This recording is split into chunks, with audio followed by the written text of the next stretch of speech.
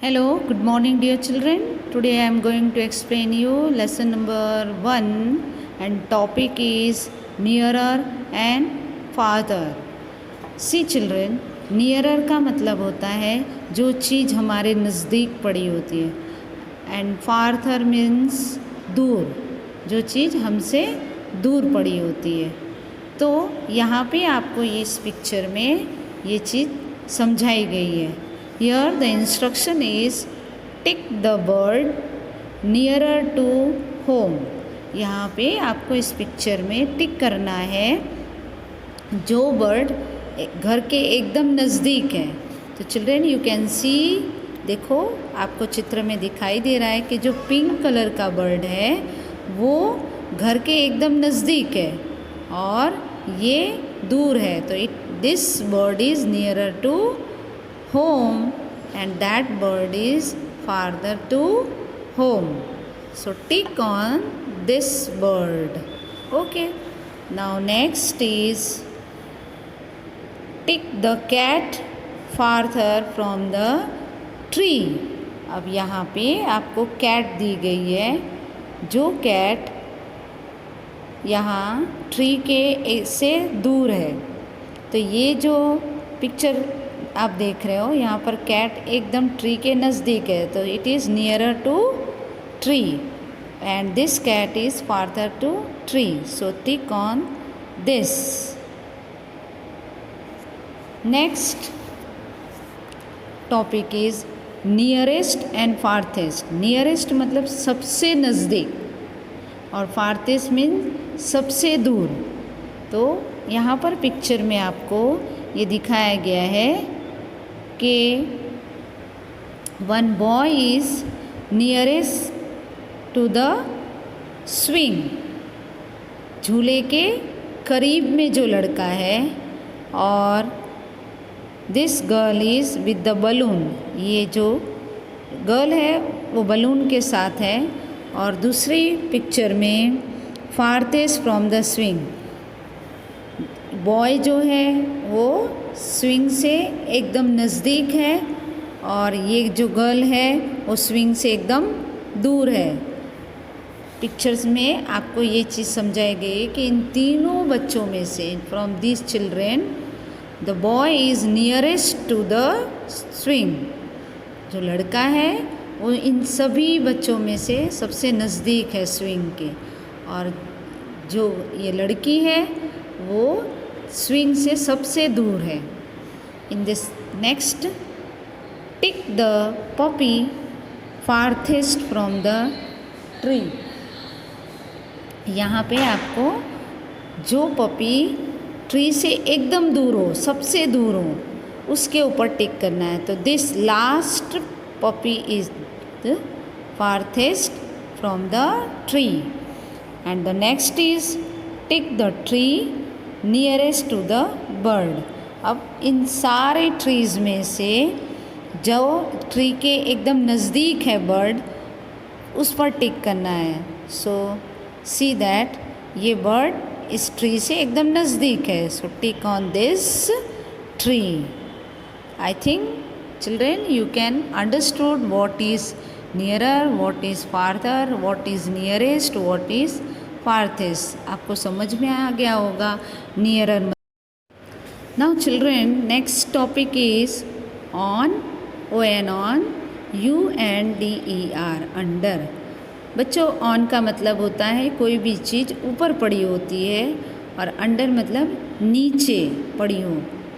Same way A B O V E, above का मतलब होता है ऊपर, B E L O W below का मतलब होता है नीचे। तो यहाँ पर आपको पिक्चर दी गई है, tick the children on the table and cross the children under the table. See, यहाँ पर आपको जितने बच्चे ऑन द टेबल मतलब टेबल के ऊपर बैठे हुए हैं उनके सामने टिक मार्क करना है, और जो बच्चे अंडर द टेबल मतलब टेबल के नीचे हैं वहाँ पे क्रॉस। तो बच्चों आपको दिखाई दे रहा है कि अंडर द टेबल जो मतलब टेबल के नीचे सिर्फ एक ही बच्चा है, वहाँ पे क्रॉस कर देना है, और रेस्ट ऑल टिक मार्क करना है राइट का। Next, here picture is given, so on page number 10, shapes around us। इसमें आपको अलग अलग शेप्स के पिक्चर दिए गए हैं, that you have to recognise, उसको आपको पहचानना है और वो पहचान कर आपको बॉक्स में रखना है। यहाँ पे एक पिंक बॉक्स दिया गया है और नेक्स्ट है एक येलो बॉक्स, उसके अंदर से आपको पिक्चर जो शेप्स हैं, अलग अलग शेप्स के पिक्चर, उनको आइडेंटिफाई करके उसमें रखना है। Your instruction is put the shapes in the pink and yellow boxes by drawing a line. See बेटा, सी यहाँ पे ये orange, it is in round shape, ये गोल शेप में है, तो जितने राउंड शेप वाले चीज़ हैं उनको येलो बॉक्स में रखना है और जितने स्क्वायर शेप में हैं उन सबको पिंक बॉक्स में। तो आपको लाइन ड्रॉ करते हुए करना है। तो पहले हम स्क्वायर शेप्स वाले लेंगे, ये चॉक बॉक्स में, पिंक बॉक्स में, फिर ये है house shape, that also comes in pink box, फिर यहाँ पे टिफ़िन बॉक्स का है, that also comes in pink box. Now next, balloon देखो राउंड शेप में है तो वो आएगा येलो बॉक्स में। फिर tomato comes in yellow box. Then ball, football जो है वो भी येलो बॉक्स में। फिर उसके बाद orange, that also comes in yellow box. Next, match the similar shapes by drawing a line. See, यहाँ पे आपको जो शेप है उससे उसको मैच करना है, सेम शेप वाले से।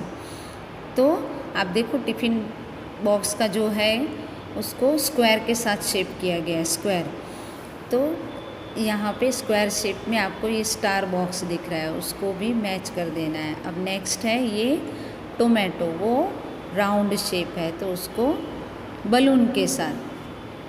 फिर ये जो चॉक बॉक्स है वो स्क्वायर के साथ, बॉल जो है वो भी बलून के साथ।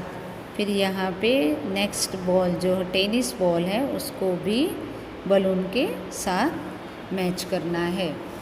Now on next page number 11, sorting, SORTING। Sorting का भी मतलब होता है कि अलग करना, अलग अलग चीज़ों को अलग अलग शेप में डिवाइड करना, मतलब शॉर्टिंग, शॉर्ट आउट, उसको अलग करना है। तो यहाँ भी आपको वही करना है, short the shapes bye joining with similar shapes, जो सेम शेप्स के होंगे उनके साथ आपको जॉइन करना है। तो यहाँ पे देखो पहले ये स्क्वायर वाले, तो स्क्वायर वाले जो भी हैं उन सब से आप उसको मैच कर दो। ये मैं आपको मैच करके मैंने 1-2 सिखाए, rest all you can do on your own with the help of your parents. Next is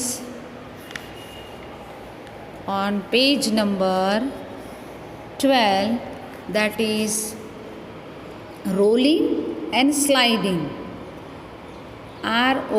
ROLLING, rolling, SLIDING, sliding. Rolling का मतलब होता है कोई भी चीज़ गोल गोल गोल गोल होकर जो नीचे गिरती है उसको रोलिंग कहते हैं। और स्लाइडिंग मतलब जैसे बच्चों आप लपसिया खाने जाते हो ना और लसरते हुए नीचे गिरते हैं, उसको स्लाइडिंग कहा जाता है।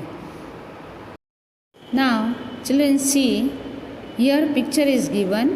यहाँ पे पिक्चर में एक बच्चा है जो बॉल को स्लाइडर से थ्रो कर रहा है। तो मतलब जो राउंड शेप की चीज़ होती हैं, गोल शेप के, वो जब हम कहीं से थ्रो करते हैं तो रोलिंग करते हुए गोल गोल घूमते हुए नीचे आती है। और जो स्क्वायर शेप की चीज़ होती है वो स्लाइड, सीधी लसरते हुए नीचे आ जाती है। यहाँ पे आपको tick the object that will roll. अब इसमें आपको ऑब्जेक्ट दिए गए हैं और जो रोल करते हुए नीचे आए उसके ऊपर टिक करना है। तो मैंने आपको समझाया कि जो राउंड शेप की चीज़ें होती हैं वो रोलिंग होती हैं। तो see here pencil will not, ball is there, so put tick mark on that, and even onion, it is also in round shape, so it will also comes in rolling way.